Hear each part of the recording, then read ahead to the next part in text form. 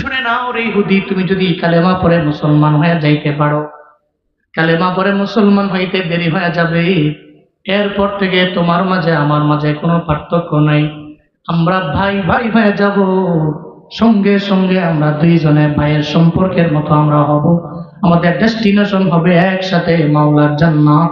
চিল্লায়া পড়েন সুবহানাল্লাহ।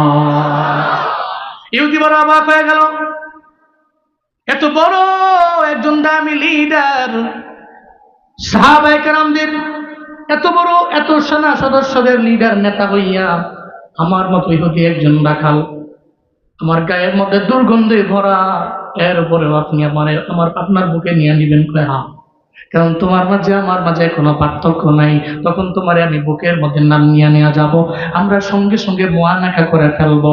এবার কয় এটা তো সুন্দর ধর্ম, সুন্দর দিন, তাহলে তো বোঝা গেল আপনার হাতে কালেমা পড়া ছাড়া আমার আর কোনো উপায় নাই, আমারে পড়ায়া দেন লা ইলাহা ইল্লাল্লাহু মুহাম্মাদুর রাসূলুল্লাহ সাল্লাল্লাহু।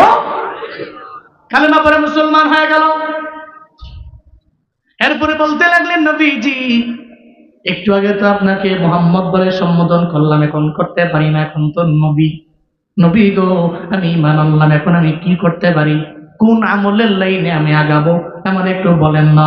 সঙ্গে সঙ্গে আমার মায়ার নবী বলতে লাগলেন, ইহুদি রে আমি তোমারে কি আমল দিব, এখন তো নামাজের সময় না, আমি তোমারে বলবো নামাজে যাওয়ার জন্য, এখন তো রোজার সময় না, আমি তোমারে বলবো রোজা রাখার জন্য।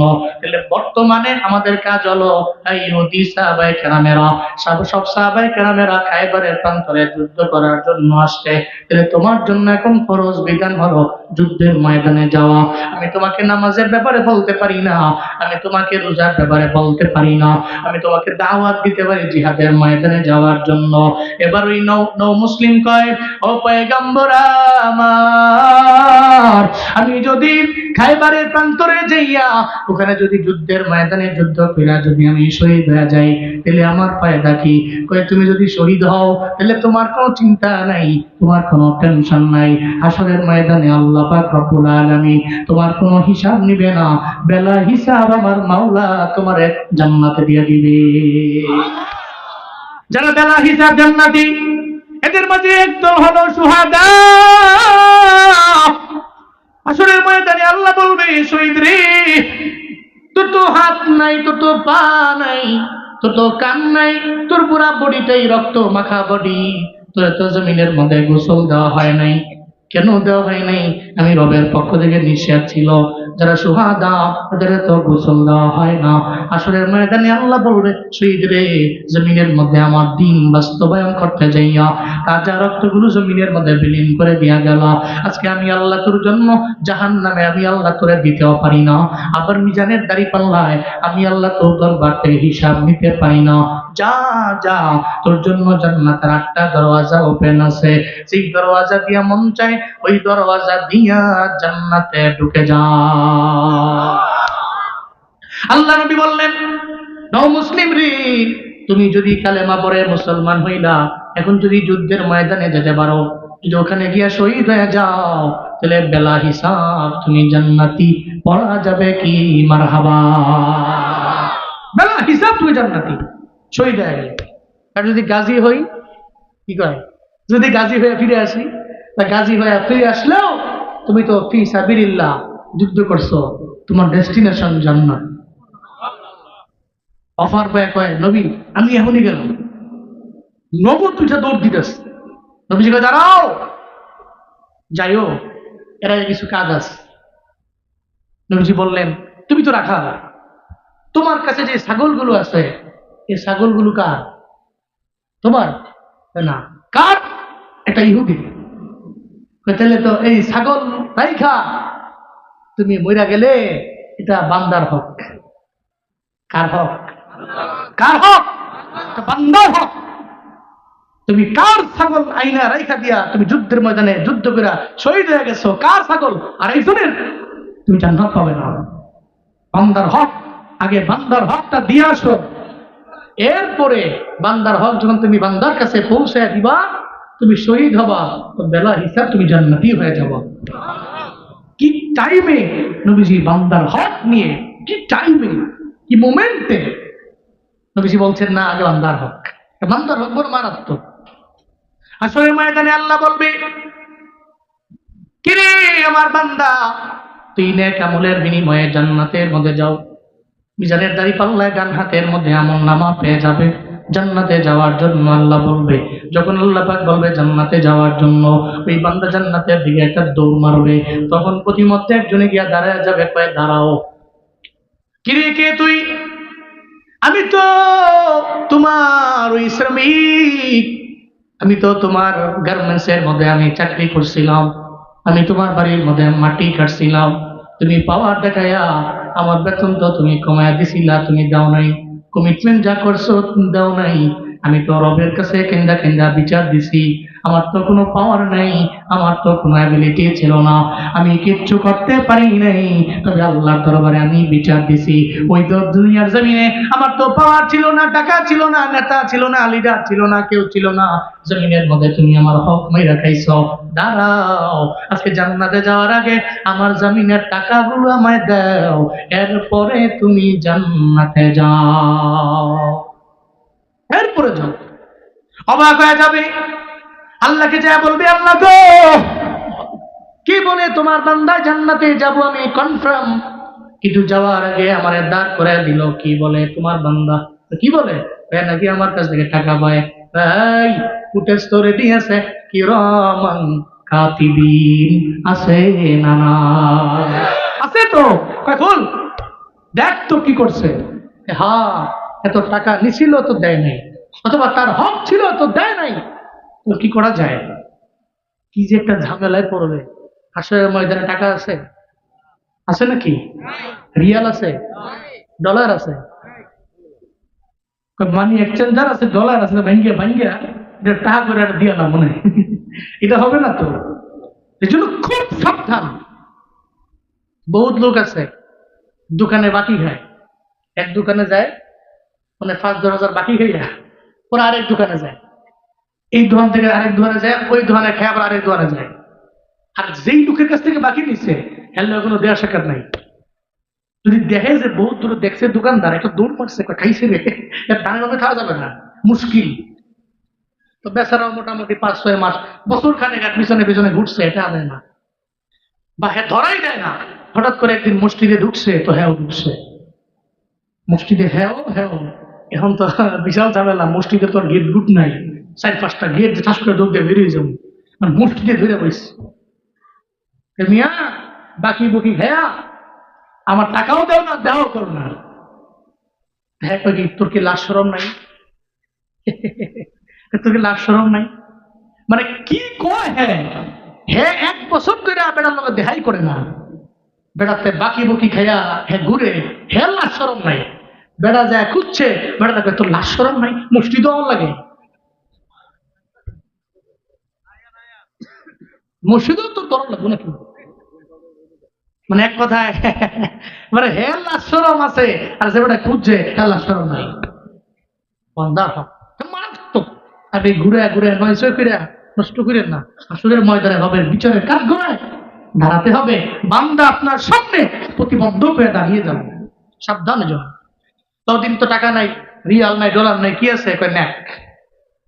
তাহলে ন্যাক দাও, তাহলে ন্যাক দেওয়া হবে, দেখা যাবে কনফার্ম জাহান্নামী ব্যক্তিটা তার নেকের বিনিময়ে জান্নাতে চলে যাবে, কনফার্ম জান্নাতে রওনা। প্রতিমধ্যে ব্রেক হয়ে গেছে, বান্দা দাঁড়ায় গেছে, তাকে ন্যাক দিতে যাইয়া জান্নাত তো কনফার্ম ছিল, কিন্তু সে জাহান্নামে হয়ে যাবে। যেন বান্দার হক বড় মারাত্মক, আল্লাহ মাফ করবে না। বান্দা মাফ না করলে আল্লাহ মাফ করবে না। আল্লাহ আমাদের সবাইকে সঠিক বুঝার, মানার, আমল করার তৌফিক দান করেন। আরো জোরে পড়েন আমিন। নবীজি বলতে লাগলেন, ইহুদি ছাগল তো তোমার না, এগুলা নিয়ে যাও। ইহুদির দরবারে গিয়ে তুমি দিয়ে এরপরে যুদ্ধের ময়দানে গেলে, শহীদ হয়ে গেলে, এর বিনিময়ে তুমি জান্নাত পেয়ে যাবা। ইহুদি কয় নবী আমি ছাগল দিয়ে আসি। দিয়ে আসলেন, এরপরে যুদ্ধের ময়দানে গেলেন। যুদ্ধের ময়দানে গিয়া জোশ লয়ে যুদ্ধ করতে করতে একটা পর্যায়ে বান্দাটা শহীদ হয়ে গেলেন, জমিন থেকে বিদায় নিয়ে চলে গেলেন। যখন যুদ্ধ শেষ হয়ে গেল, আবার মায়ার নবী কয় সাহাবায়ে কেরামেরা, খায়বারের যুদ্ধে আমার যে সাহাবায়ে কেরামরা আছে, ওই সাহাবায়ে কেরামরা জমিন থেকে বিদায় নিয়ে চলে গেছে, একসাথে করো। সাহাবায়ে কেরামরা সবারে চিনে, সবারে একসাথে করলেন, কিন্তু একজনরে চিনে না। একজনরে চিনে না, জীবনে কোনোদিন সাহাবী বইলা পরিচয় হয় নাই, জীবনে কোনোদিন মুলাকাত হয় নাই। ও তো জমিন থেকে বিদায় নিয়ে চলে গেল, দৌড়া চলে গেলেন নবীর দরবারে। পয়গম্বর, একজনকে দেখতেছি ও তো আমাদের দলে যুদ্ধ করলো, কিন্তু ওরে তো জীবনে কোনোদিন আমরা দেখলাম না। আবার মায়ার নবী কয়, ও সাহাবায়ে কেরাম, তোমরা তাকায় দেখো, এমন একটা বান্দা, যেই বান্দা একটু আগেও ছিল বেদিন, ও ছিল বেঈমানদের দলভুক্ত, কিন্তু তাবুর মধ্যে যাইয়া আমার সঙ্গে কালেমা পড়ে মুসলমান হয়ে গেল। কালেমা পড়ার পরে এক ওয়াক্ত নামাজও পড়া লাগে নাই, একটা রোজাও রাখা লাগে নাই, যুদ্ধের ময়দানে গিয়ে শহীদ হয়ে গেল। তার বিনিময়ে আল্লাহ জানায়া দিছে, তার ইমানের বিনিময়ে তার মরণটা ইমানের সঙ্গে হয়ে গেছে। আল্লাহ জানায়া দিছে এই বান্দাটা জান্নাতি, আমার এই সাহাবীটা জান্নাতি। চিল্লা একবার সুবহানাল্লাহ। ময়দানে রবের বিচারের কাঠগড়ায় তুমি আমার নামে একটা বিচার দিয়ে দিবা। আল্লাহর বিচারের কাঠগড়ায় যদি তুমি আমার নামে বিচার দাও, আমি কুতুবুদ্দিন এই বেকের আল্লাহর দরবারে হিসাবও দিতে পারবো না। হিসাব দিয়ে জান্নাতে যাওয়া আমার পসিবল হবে না। আমি কুতুবুদ্দিন এই ভারতবর্ষে বড় রাজা হতে পারি, দিল্লি সালতানাতে বড় রাজা হতে পারি, তবে আমার মালিক তো আমার আল্লাহ। আমার আল্লাহ তো চাইলে আমাকে জাহান্নামের মধ্যে নিক্ষেপ করতে পারে। এই জমিনের মধ্যে আমার কোনো দাম থাকবে না, এই জমিনের মধ্যে আমার এই রাজত্বেরও কোনো দাম নাই। ও মহিলারে, আসরের ময়দানে আমি কুতুবুদ্দিন আল্লাহর আদালতে তোমার বিচার দেওয়ার পরে আমি আল্লাহর আদালতে কোনো জবাব আমি দিতে পারবো না, আমার জবানটাও পরিপূর্ণ বন্ধ হয়ে যাবে। তুমি বলার পর থেকে এখনো পর্যন্ত আমি এক গ্লাস পানিও পান করি নাই। আমি পানি পান করতে না পাইরা আমার গলাটাও পর্যন্ত শুকায় গেছে রে বুড়িমা মহিলা। এ কারণে আমি যখন আমার সুন্দর করে আমার কাজ আমি সম্পাদন করতে পারলাম, এরপরে আমি তোমারে বললাম তুমি আমার এক গ্লাস পানি দাও, আমি সেই পানিতে এখন পান করে নিলাম। চিল্লা পড়া যাবে কি সুবহানাল্লাহ? আরো জোরে আল্লাহু আকবার। মহিলা, তোমার তিনটা সওয়ালের জবাব দিলাম, তবে আমি এখন মুক্ত। আমি এখন মুক্ত, আল্লাহর কাছে জবাবদিহি করতে পারবো। যদি আল্লাহ জিজ্ঞাসা তুই মুসলিম, হিন্দু, তোর পদা যারা ছিল সবার বেলায় সমতা করছো তো, আমি বলতে পারবো যে হ্যাঁ আমি সমতা করতে পেরেছি। আল্লাহর জবাবদিহিতার কাঠগড়ায় আমি হিসাব দিয়া জান্নাত পর্যন্ত যেতে পারবো ইনশাআল্লাহ। আমি মুক্ত হয়েছি। এরপরে মনে করেছি এখন এক গ্লাস পানি পান করা যায়, যেহেতু আমার এখন তো সব শুকিয়ে গেছে, আমি যখন পানি পান করছি তা আমি আবার আগের মতো আমার প্রাণ ফিরে পাইছি, আমি চলে যাই। মহিলা, তুমি আমার বিদায় দাও। চিল্লা সুবহানাল্লাহ। কি বিচারক, কি আদেল ছিলেন, কি চিন্তা ছিল মনের ভিতরে। কিন্তু আমার দেশের লিডাররা বিচার করতে পারে না। শরীফ ওসমান হাদিকে হত্যা করা হলো প্রকাশ্য দিবালোকে। আজকেও আসার সময় দেখলাম তার স্ত্রী মেয়াদি এটা ফেসবুকে বড় একটা পোস্ট দিয়েছে। তার স্ত্রী লিখেছে যে আমার ওসমান হাদির বিচার কি ইন্টারিম করতে পারবে না? তো মনে রেখো, এই কাঠগড়া তো স্বাভাবিক কাঠগড়া, এটা টাকা দিয়া কেনা যায়, বিক্রি করা যায়। আল্লাহর বিচারের কাঠগড়া আছে, ওদের শরীফ ওসমান হাদির হত্যাকারী এবং চক্রান্তকারী প্রত্যেকের বিচার হবে। এটা রবের কাঠগড়া। ওই কাঠগড়া থেকে আলাইহিসসাল্লাহু বিআহকামিল হাকিমিন, আল্লাহ নয় কি আহকামুল হাকিমিন? আল্লাহ পাক প্রশ্ন করছেন আমি নই কি? জমিনের মধ্যে সবাই তো ডান বাম করে, আল্লাহ তো একজন আছে। আল্লাহ দেখনেও না, আল্লাহ জানলেও না। কেউ যেটা দেখে না উনি দেখে এটা, কেউ যেটা শুনে না উনি শুনে এটা। আমাদের ইমামে আদিল দরকার। আল্লাহ আমার দেশে ইন ফিউচারে এমন নেতা নসিব করেন। আমরা দোয়া করতে পারি, নসিব করেন, করেন আমিন। তা করছেন আপনারা? কষ্ট পাচ্ছেন নাকি আপনারা? জোরে কোন সুবহানাল্লাহ, কোন আলহামদুলিল্লাহ, চিল্লে আল্লাহু আকবার। মনে আছে ইহুদি যা কয় তুমি কি মজা করো নাকি?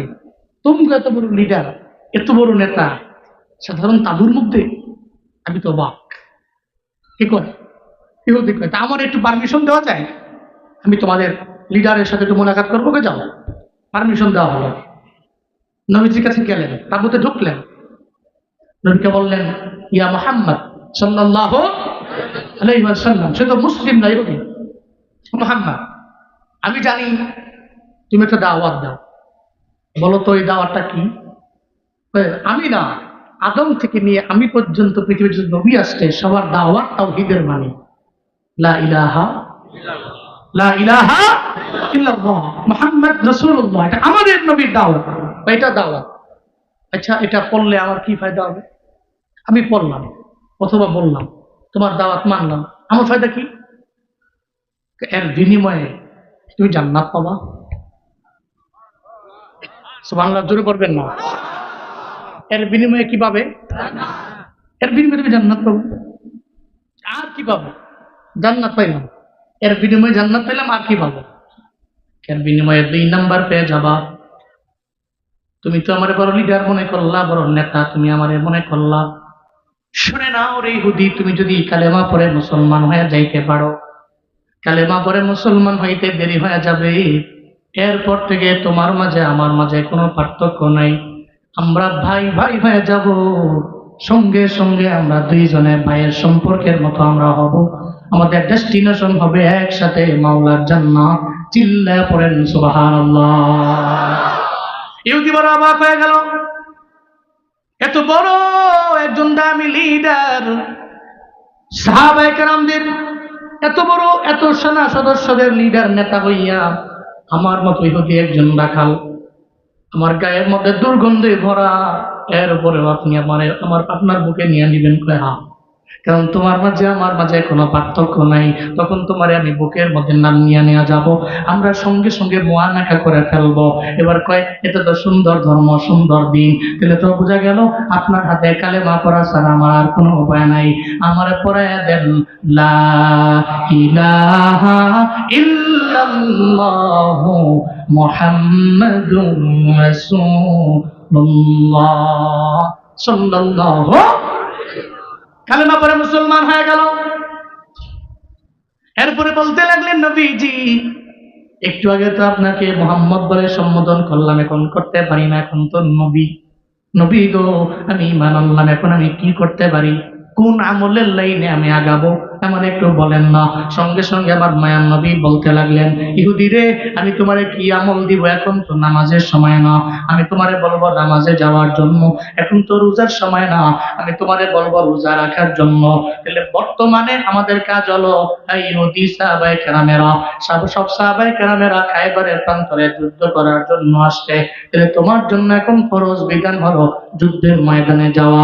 আমি তোমাকে নামাজের ব্যাপারে বলতে পারি না, আমি তোমাকে রোজার ব্যাপারে বলতে পারি না, আমি তোমাকে দাওয়াত দিতে পারি জিহাদের ময়দানে যাওয়ার জন্য। এবার ওই নৌ মুসলিম কয়, ও পয়গম্বর আমার, আমি যদি খায়বারের প্রান্তরে যাইয়া ওখানে যদি যুদ্ধের ময়দানে যুদ্ধ কইরা যদি আমি শহীদ হয়ে যাই, তাহলে আমার ফায়দা কি? কয় তুমি যদি শহীদ হও তাহলে তোমার কোনো চিন্তা নাই, তোমার কোনো টেনশন নাই। হাসরের ময়দানে আল্লাহ পাক রব্বুল আলামিন তোমার কোনো হিসাব নিবে না, বেলা হিসাব আমার মাওলা তোমার জান্নাতে দিয়ে দিবে। যারা বেলা হিসাব জান্নাতি, এদের মাঝে একদল হলো শুহাদা। হাসরের ময়দানে আল্লাহ বলবে, শহীদ রে, তোর তো হাত নাই, তোর তো পা নাই, তোর তো কান নাই, তোর পুরা বডিটাই রক্ত মাখা বডি, তোর তো জমিনের মধ্যে গোসল দেওয়া হয় নাই। কেন দেওয়া হয় নাই? আমি রবের পক্ষ থেকে নিষেধ ছিল, যারা শুহাদা তাদের তো গোসল দেওয়া হয় না। আসরের ময়দানে আল্লাহ বলবে, শহীদ রে, জমিনের মধ্যে আমার দিন বাস্তবায়ন করতে যাইয়া তাজা রক্তগুলো জমিনের মধ্যে বিলীন করে দিয়া গেল। আজকে আমি আল্লাহ তোর জন্য জাহান্নামে আমি আল্লাহ তোরে দিতেও পারি না, আবার মিজানের দাড়ি পাল্লায় আমি আল্লাহ তোর দরবার থেকে হিসাব নিতে পারি না। যা যা, তোর জন্য জান্নাতের 8টা দরওয়াজা ওপেন আছে, সেই দরওয়াজা দিয়া মন চায় ওই দরওয়াজা দিয়া জান্নাতে ঢুকে যা। আল্লাহ নবী বললেন, নও মুসলিম রে, তুমি যদি কালেমা পড়ে মুসলমান হইলা, এখন যদি যুদ্ধের ময়দানে যেতে পারো, যদি ওখানে গিয়া শহীদ হয়ে যাও, তাহলে বেলা হিসাব তুমি জান্নাতি। পড়া যাবে কি মারহাবা? বেলা হিসাব তুমি জান্নাতি, শহীদ হয়ে গেলে। আর যদি গাজী হই, কি কয়, যদি গাজী হয়ে ফিরে আসি, তা গাজী হয়ে ফিরে আসলেও তুমি তো ফি সাবিলিল্লাহ যুদ্ধ করছো, তোমার ডেস্টিনেশন জান্নাত। অফার পায় কয় নবী আমি এখনই গেলাম, নবদ তুইটা দৌড় দিতেস। নবীজি কয় দাঁড়াও, যাইও, এর আগে কিছু কাজ আছে। নবীজি বললেন তুমি তো রাখা, তোমার কাছে যে ছাগলগুলো আছে, এই ছাগলগুলো কার? তোমার না, কার? এটা ইহুদি। তাহলে তো এই ছাগল রাইখা তুমি মইরা গেলে এটা বান্দার হক। কার হক? কার হক? বান্দার হক। তুমি কার ছাগল আইনা রাইখা দিয়া তুমি যুদ্ধের ময়দানে যুদ্ধ করে শহীদ হয়ে গেছো, কার ছাগল? আর একজনের, তুমি জান্নাত পাবে না। বান্দার হক, আগে বান্দার হকটা দিয়ে আসো, এরপরে বান্দার হক যখন তুমি বান্দার কাছে পৌঁছে দিবা, তুমি শহীদ হবা, তো বেলা হিসাব তুমি জান্নাতি হয়ে যাবা। কি টাইমে নবীজি বান্দার হক নিয়ে, কি টাইমে, কি মোমেন্টে নবীজি বলছেন না আগে বান্দার হক। বান্দার হক বড় মারাত্মক। আসলে ময়দানে আল্লাহ বলবে কিরে আমার বান্দা, তুই নেক আমলের বিনিময়ে জান্নাতের মধ্যে যাও। মিজানের দাড়ি পাল্লায় ডান হাতের মধ্যে আমল নামা পেয়ে যাবে জান্নাতে যাওয়ার জন্য। আল্লাহ বলবে, যখন আল্লাহ পাক বলবে জান্নাতে যাওয়ার জন্য, ওই বান্দা জান্নাতের দিকে একটা দৌড় মারবে, তখন প্রতিমধ্যে একজনে গিয়া দাঁড়ায় যাবে, কয়ে দাঁড়াও। কিরে কে তুই? আমি তো তোমার ওই শ্রমিক, আমি তো তোমার গার্মেন্টসের মধ্যে আমি চাকরি করছিলাম, আমি তোমার বাড়ির মধ্যে মাটি কাটছিলাম, তুমি পাওয়ার দেখাইয়া আমার বেতন তো তুমি কমায়া দিছিলা, তুমি দাও নাই। কমিটমেন্ট যা করছো তুমি দাও নাই। আমি তো রবের কাছে কেন্দা কেন্দা বিচার দিছি, আমার তো কোনো পাওয়ার নাই, আমার তো কোনো অ্যাবিলিটি ছিল না, আমি কিচ্ছু করতে পারি নাই। তবে আল্লাহর দরবারে আমি বিচার দিছি, ওই তো দুনিয়ার জমিনে আমার তো পাওয়ার ছিল না, টাকা ছিল না, নেতা ছিল না, লিডার ছিল না, কেউ ছিল না। জমিনের মধ্যে তুমি আমার হক মাইরা খাইছো। দাঁড়াও, আজকে জান্নাতে যাওয়ার আগে আমার জমিনের টাকাগুলো আমায় দাও, এরপরে তুমি জান্নাতে যাও। এরপরে যাও। অবাক হয়ে যাবে, আল্লাহকে যা বলবে, আল্লাহ গো, কি বলে তোমার বান্দা জান্নাতে যাব আমি কনফার্ম, কিন্তু যাওয়ার আগে আমার দাঁড় করে দিল, কি বলে তোমার বান্দা? কি বলে? নাকি আমার কাছ থেকে টাকা পায়।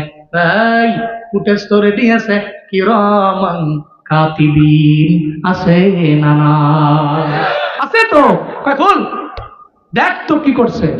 হ্যাঁ, এত টাকা নিছিল তো দেয় নাই, অথবা তার হক ছিল তো দেয় নাই, তো কি করা যায়? কি যে একটা ঝামেলায় পড়বে। আসলে ময়দানে টাকা আছে? আছে নাকি? রিয়াল আছে? ডলার আছে? মানি এক্সচেঞ্জার আছে, ডলার আছে, ভাঙ্গিয়া ভাঙ্গিয়া টাকা করে দিয়া না মনে এটা হবে না তো। এই জন্য খুব সাবধান। বহুত লোক আছে দোকানে বাকি খায়, এক দোকানে যায় মানে 5-10 হাজার বাকি খাইয়া ওরা আরেক দোকানে যায়, এই দোকান থেকে আরেক দোকানে যায়, ওই দোকানে খেয়ে আবার আরেক দোকানে যায়। আর যেই লোকের কাছ থেকে বাকি নিচ্ছে হেললে কোনো দেওয়ার সাক্ষাৎ নাই। যদি দেখে যে বহুত দূরে দেখছে দোকানদার একটা দৌড় মারছে, খাইছে রে, দাঁড়ে ভাবে খাওয়া যাবে না, মুশকিল। তো বেচারাও মোটামুটি 5-6 মাস, বছর খানেক আর পিছনে পিছনে ঘুরছে, এটা আনে না বা হ্যাঁ ধরাই দেয় না। হঠাৎ করে একদিন মসজিদে ঢুকছে, তো হ্যাঁ ঢুকছে মসজিদে, হ্যাঁ হ্যাঁ। এখন তো বিশাল ঝামেলা, মসজিদে তো গেট গুট নাই, 4-5টা গেট ঠাস করে ঢুকতে বেরিয়ে যাবো, মসজিদে ধরে বসছে। মিয়া বাকি বুকি হ্যাঁ আমার টাকাও দেও না, দেওয়া করো না। হ্যাঁ কি তোর কি লাশ শরম নাই? তোর কি লাশ শরম নাই? মানে কি কয়? হ্যাঁ হ্যাঁ 1 বছর ধরে বেড়ার লোক দেখাই করে না, বেড়াতে বাকি বুকি খাইয়া হ্যাঁ ঘুরে, হ্যাঁ লাশ শরম নাই। বেড়া যায় খুঁজছে, বেড়া দেখে তোর লাশ শরম নাই, মুষ্টি দেওয়ার লাগে। মসজিদেও তোর দরদ লাগবে নাকি? মানে এক কথায় মানে হেল আশ্রম আছে, আর যে বেটা খুঁজছে হেল আশ্রম নাই। মারাত্মক। আপনি ঘুরে ঘুরে নয় ছয় করে নষ্ট করেন না। আসলের ময়দানে হবে বিচারের কাজ ঘোড়ায় দাঁড়াতে হবে। বান্দা আপনার সামনে প্রতিবদ্ধ হয়ে দাঁড়িয়ে যাবে, সাবধানে যান। ততদিন তো টাকা নাই, রিয়াল নাই, ডলার নাই, কি আছে? কয় ন্যাক। তাহলে ন্যাক দাও, তাহলে ন্যাক দেওয়া হবে। দেখা যাবে কনফার্ম জাহান্নামী ব্যক্তিটা তার নেকের বিনিময়ে জান্নাতে চলে যাবে। কনফার্ম জান্নাতে রওনা, পথিমধ্যে ব্রেক হয়ে গেছে, বান্দা দাঁড়ায় গেছে, তাকে ন্যাক দিতে যাইয়া জান্নাত তো কনফার্ম ছিল, কিন্তু সে জাহান্নামী হয়ে যাবে। যেন বান্দার হকবট মারাত্মক, আল্লাহ মাফ করবে না। বান্দা মাফ না করলে আল্লাহ মাফ করবে না।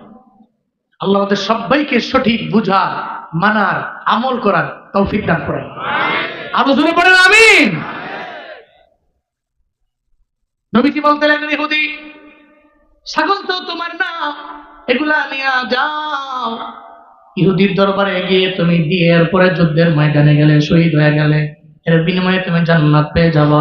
ইহুদি কয়, নবী আমি ছাগল দিয়ে আসি। দিয়ে আসলেন, এরপরে যুদ্ধের ময়দানে গেলেন। যুদ্ধের ময়দানে গিয়া জোশ লয়ে যুদ্ধ করতে করতে একটা পর্যায়ে বান্দাটা শহীদ হয়ে গেলেন, জমিন থেকে বিদায় নিয়ে চলে গেলেন।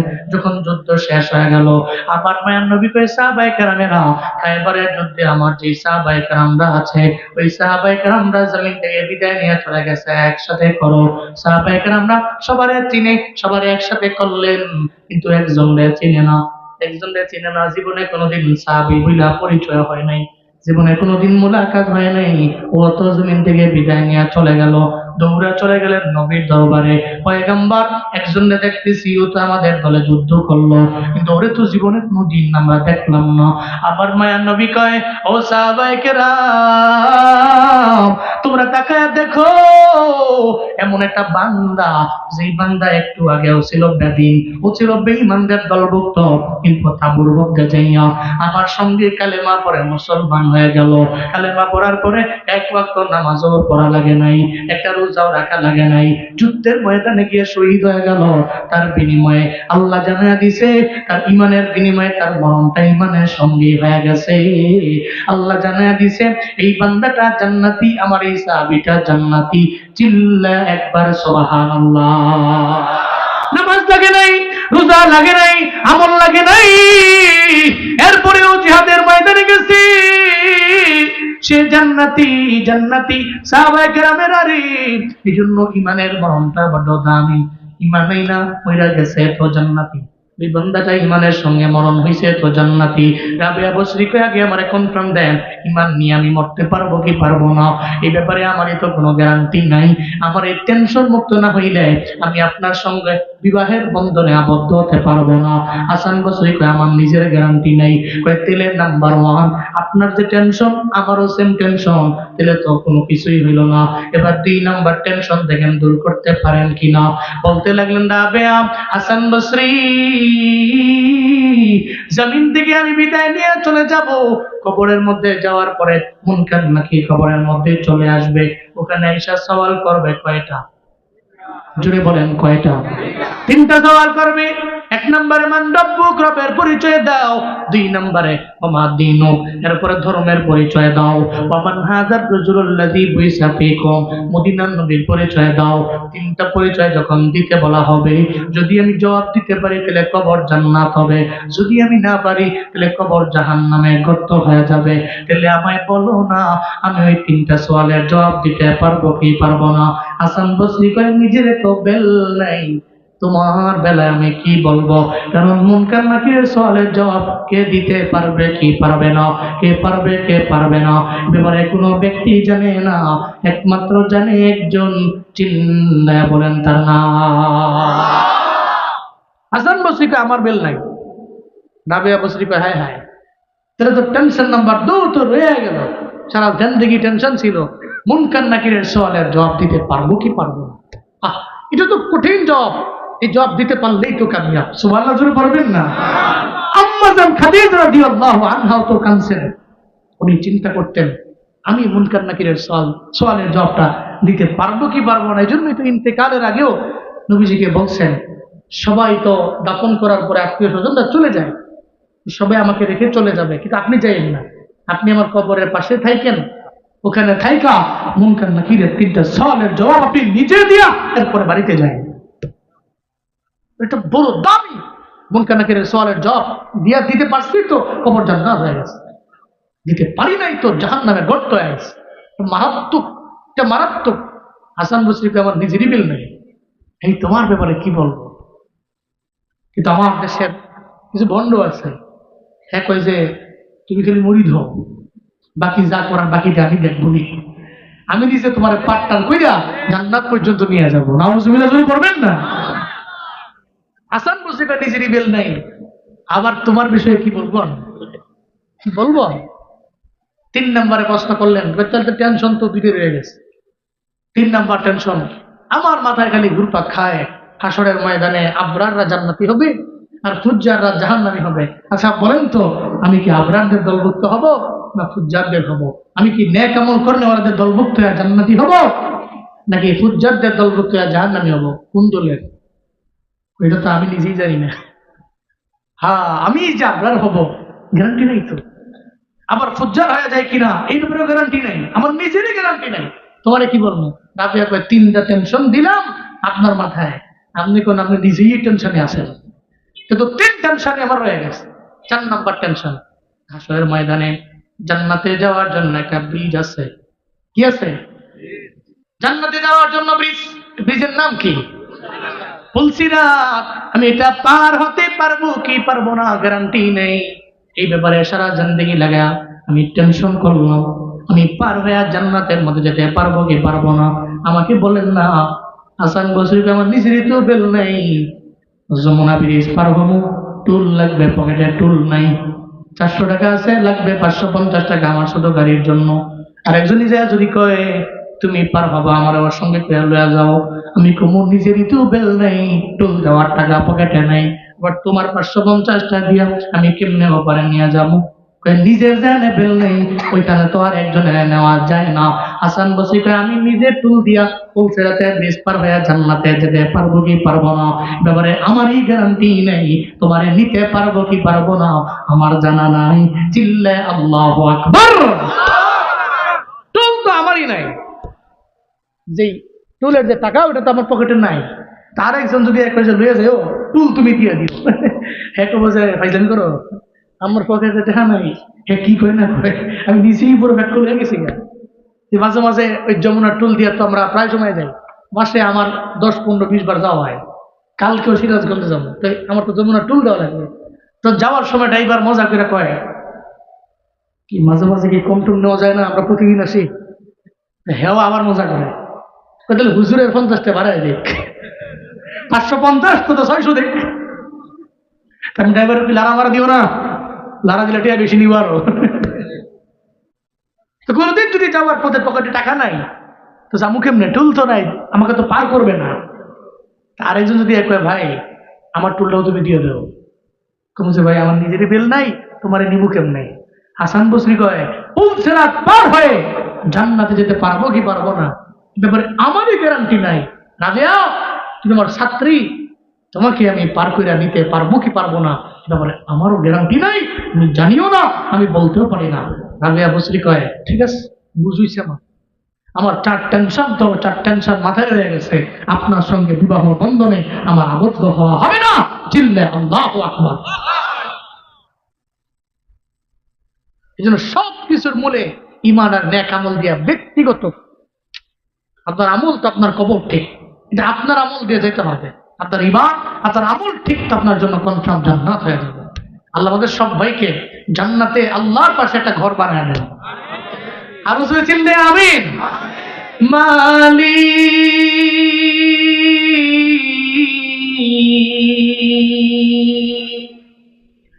মালি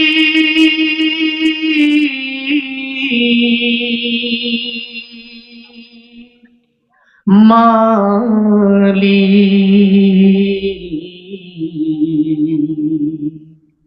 একটি ঘর বানিয়ে দিও, একটি ঘর বানিয়ে দিও। মালিক তুমি জান্নাতে তোমার পাশে আমার একটি ঘর বানিয়ে দিও, একটি ঘর বানিয়ে দিও, সে বিভীষিকাময় মহাদিনে তোমার প্রতিবেশী করে নিও। মালিক তুমি জান্নাতি,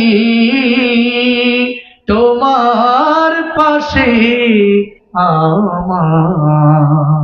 একটি ঘর বানিয়ে দিও, একটি ঘর বানিয়ে দিও, একটি ঘর বানিয়ে দিও।